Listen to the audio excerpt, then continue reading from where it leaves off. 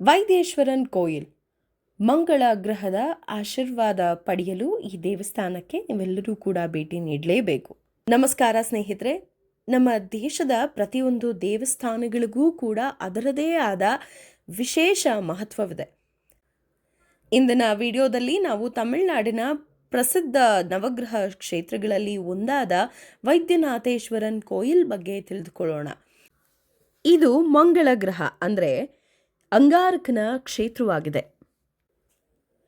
ವೈದ್ಯನಾಥೇಶ್ವರನ್ ಕೋಯಿಲ್ ತಮಿಳುನಾಡಿನ ಕುಂಭಕೋಣಂ ಸಮೀಪದಲ್ಲಿದೆ. ಈ ದೇವಸ್ಥಾನವು ದೇವರ ಮೇಲಿನ ನಂಬಿಕೆ ಮತ್ತು ಆಧ್ಯಾತ್ಮ ಚಿಕಿತ್ಸೆಯ ಸಂಯೋಜನೆಯ ಭಾಗವಾಗಿದೆ. ಇದು 4,000ಕ್ಕೂ ಹೆಚ್ಚು ರೋಗಗಳನ್ನು ಗುಣಪಡಿಸುವ ತೀರ್ಥ ಸ್ಥಳವೆಂದು ಪ್ರಸಿದ್ಧಿ ಪಡೆದಿದೆ. ವೈದೇಶ್ವರನ್ ಕೋಯಿಲ್ ಭಾರತದ ತಮಿಳುನಾಡಿನಲ್ಲಿರುವ ಶಿವನಿಗೆ ಅರ್ಪಿತವಾದ ದೇವಾಲಯವಾಗಿದೆ. ಶಿವನನ್ನ ವೈದ್ಯನಾಥರು ಅಥವಾ ವೈದೇಶ್ವರನ್ ಎಂದು ಪೂಜಿಸಲಾಗುತ್ತೆ. ಇದರ್ಥ ಏನಂದರೆ ಇದು ಚಿಕಿತ್ಸೆಯ ದೇವರು ಅಂತ ಪರಿಗಣಿಸಲಾಗುತ್ತೆ. ವೈದ್ಯೇಶ್ವರನ್ ಎಂಬುದು ವೈದ್ಯ ಮತ್ತು ಈಶ್ವರ ಅಂದರೆ ಗುರು ಅಥವಾ ದೇವರು ಅಂತ ಅರ್ಥ. ಈ ಗ್ರಾಮವು ತಮಿಳುನಾಡಿನಲ್ಲಿ ನಾಡಿ ಜ್ಯೋತಿಷ್ಯ ಎಂದು ಕರೆಯಲ್ಪಡುವ ತಾಳೆ ಎಲೆ ಜ್ಯೋತಿಷ್ಯಕ್ಕೆ ಹೆಸರುವಾಸಿಯಾಗಿದೆ. ಇನ್ನು ದೇವಾಲಯದ ಸಂಕೀರ್ಣದಲ್ಲಿರುವ ಸಿದ್ಧಾವೃತಂ ತೊಟ್ಟಿಯ ಪವಿತ್ರ ನೀರಿನಲ್ಲಿ ಸ್ನಾನವನ್ನು ಮಾಡಿದ್ರೆ ಎಲ್ಲ ರೋಗಗಳು ಗುಣಪಡಿಸುತ್ತೆ ಎಂದು ನಂಬಲಾಗುತ್ತೆ. ಈ ದೇವಾಲಯವು 7ನೇ ಶತಮಾನದ ದೇವಸ್ಥಾನವಾಗಿದ್ದು ರಾಮಾಯಣ ಕಾಲದಲ್ಲಿ ರಾಮ, ಲಕ್ಷ್ಮಣ ಮತ್ತು ಸಪ್ತ ಋಷಿಗಳು ಈ ದೇವಸ್ಥಾನದಲ್ಲಿ ದೇವರನ್ನ ಪೂಜಿಸಿದ್ರು ಅಂತ ಹೇಳಲಾಗುತ್ತೆ. ಇನ್ನು 9 ನವಗ್ರಹಗಳಲ್ಲಿ ಒಂದಾದ ಅಂಗಾರಕ ಕುಷ್ಠರೋಗದಿಂದ ಬಳಲುತ್ತಿದ್ದ ಮತ್ತು ವೈದ್ಯನಾಥೇಶ್ವರನಿಂದ ಗುಣಮುಖನಾದ ಅನ್ನೋ ಒಂದು ಕತೆ ಕೂಡ ನಾವಿಲ್ಲಿ ಕೇಳಬಹುದು. ಅದಕ್ಕಾಗಿ ಅಂದಿನಿಂದ ಇದನ್ನ ಅಂಗಾರಕ ಗ್ರಹಕ್ಕೆ ನವಗ್ರಹ ದೇವಾಲಯವಾಗಿ ಒಂದಾಗಿ ಪರಿಗಣಿಸಲಾಗಿದೆ ಅಂತ ಹೇಳಲಾಗುತ್ತೆ. ಮತ್ತೆ ಇನ್ನೊಂದು ಕತೆ ಏನಪ್ಪಾ ಅಂತ ಅಂದರೆ, ಶಿವನ ಪತ್ನಿಯಾದ ಪಾರ್ವತಿಯು ತನ್ನ ಮಗನಿಗೆ ಅಂದರೆ ಸುಬ್ರಹ್ಮಣ್ಯನಿಗೆ 6 ಮುಖಗಳ ನಿಯಮಿತಿ ನೋಟದಿಂದ ಒಂದೇ ಮುಖದಲ್ಲಿ ಕಾಣಿಸ್ಕೊಳ್ಳುವಂತೆ ಕೇಳ್ಕೊಳ್ತಾಳೆ. ಸುಬ್ರಹ್ಮಣ್ಯ ಪಾರ್ವತಿ ಹೇಳ್ದಾಗೆ ಮಾಡೋದ್ರಿಂದ ಪಾರ್ವತಿಗೆ ತುಂಬ ಖುಷಿಯಾಗಿ ಸುಬ್ರಹ್ಮಣ್ಯನಿಗೆ ವೇಲನ್ನ ಅರ್ಪಿಸ್ತಾಳೆ ಅಂತ ಹೇಳಲಾಗುತ್ತೆ. ಸುಬ್ರಹ್ಮಣ್ಯ ಅಸುರ ಸುರಪದ್ಮನನ್ನ ಸೋಲಿಸ್ತಾನೆ ಮತ್ತು ಯುದ್ಧದಲ್ಲಿ ಇದ್ದ ಅವನ ಸೈನ್ಯವನ್ನ ತೀವ್ರವಾಗಿ ಗಾಯಗೊಳಿಸ್ತಾನೆ ಅಂತ ಹೇಳಲಾಗುತ್ತೆ. ನಂತರ ಶಿವನು ವೈತೀಶ್ವರನ್ನಾಗಿ ಹೊರಬಂದು ಗಾಯಗಳನ್ನು ಗುಣಪಡಿಸ್ತಾ ಅಂತ ನಂಬಲಾಗುತ್ತೆ. ಇನ್ನೊಂದು ದಂತಕಥೆಯ ಪ್ರಕಾರ ಶಿವನು ವೈದ್ಯನಾಗಿ ಬಂದು ಅಂಗಾರಕ ಎಂಬ ಕಟ್ಟ ಭಕ್ತನ ಕುಷ್ಠರೋಗವನ್ನು ಗುಣಪಡಿಸ್ದ ಅಂತ ಹೇಳಲಾಗತ್ತೆ. ಜಟಾಯು, ಮುರುಘ ಮತ್ತು ಸೂರ್ಯ ಇಲ್ಲಿ ಶಿವನನ್ನ ಪೂಜಿಸಿದ್ರು ಅಂತ ನಂಬಲಾಗುತ್ತೆ.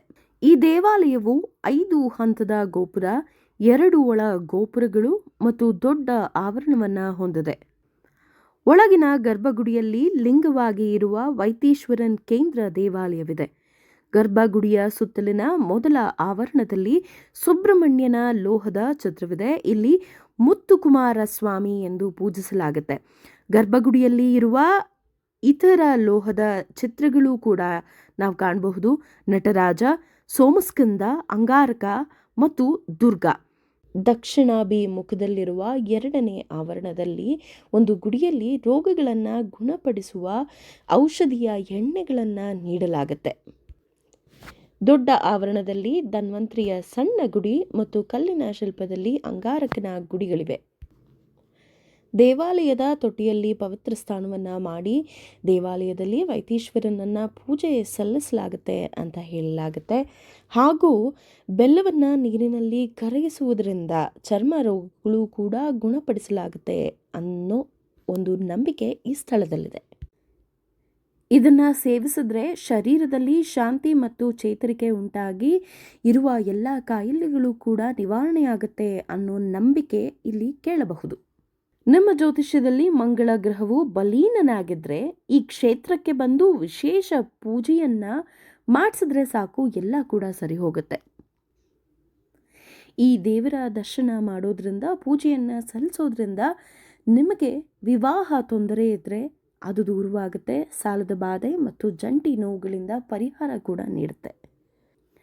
ಇಲ್ಲಿ ಪೂಜೆ ಕ್ರಮವು ಬಹಳ ವಿಶೇಷವಾಗಿದೆ. ಮೊದಲು ಮುರುಗನಿಗೆ ಪೂಜೆಯನ್ನು ಸಲ್ಲಿಸಲಾಗುತ್ತೆ. ನಂತರ ಶಿವ ಮತ್ತು ಪಾರ್ವತಿಯ ದರ್ಶನವನ್ನು ಮಾಡಲಾಗುತ್ತೆ ಅಂತ ಹೇಳಲಾಗುತ್ತೆ. ಇವುಗಳ ಮಧ್ಯದಲ್ಲಿ ಇರುವ ನವಗ್ರಹ ಪ್ರತಿಮೆಗಳಲ್ಲಿ ಮಂಗಳ ಗ್ರಹದ ಅನುಗ್ರಹ ಇಲ್ಲಿದೆ. ಇಲ್ಲಿ ದೀಪಾವಳಿ, ತಮಿಳು ಹೊಸ ವರ್ಷ ಮತ್ತು ಪ್ರದೋಷ ದಿನಗಳಲ್ಲಿ ಭಕ್ತರ ಸಂಖ್ಯೆ ಹೆಚ್ಚಿರುತ್ತೆ.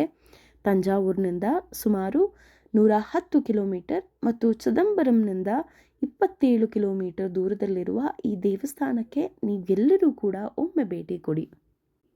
ಇಂತಹ ಪವಿತ್ರ ಕ್ಷೇತ್ರಗಳಿಗೆ ಭೇಟಿ ಕೊಡುವುದರಿಂದ ನಾವು ನಮ್ಮ ಆಧ್ಯಾತ್ಮ ಜೀವನವನ್ನು ಸುಧಾರಿಸ್ಕೊಳ್ತೇವೆ. ನೀವು ವೈದ್ಯನಾಥೇಶ್ವರನ ಕೋಯಿಲ್ಗೆ ಏನಾದರೂ ಹೋಗಿದ್ರಾ? ನಿಮ್ಮ ಅನುಭವವನ್ನು ಕಮೆಂಟ್ನಲ್ಲಿ ಹಂಚ್ಕೊಳ್ಳಿ. ಈ ವಿಡಿಯೋ ನಿಮ್ಗೆ ಏನಾದರೂ ಇಷ್ಟ ಆದರೆ ದಯವಿಟ್ಟು ಲೈಕ್ ಮಾಡಿ, ಶೇರ್ ಮಾಡಿ ಮತ್ತು ನಮ್ಮ ಚಾನಲ್ಗೆ ಸಬ್ಸ್ಕ್ರೈಬ್ ಮಾಡಿ.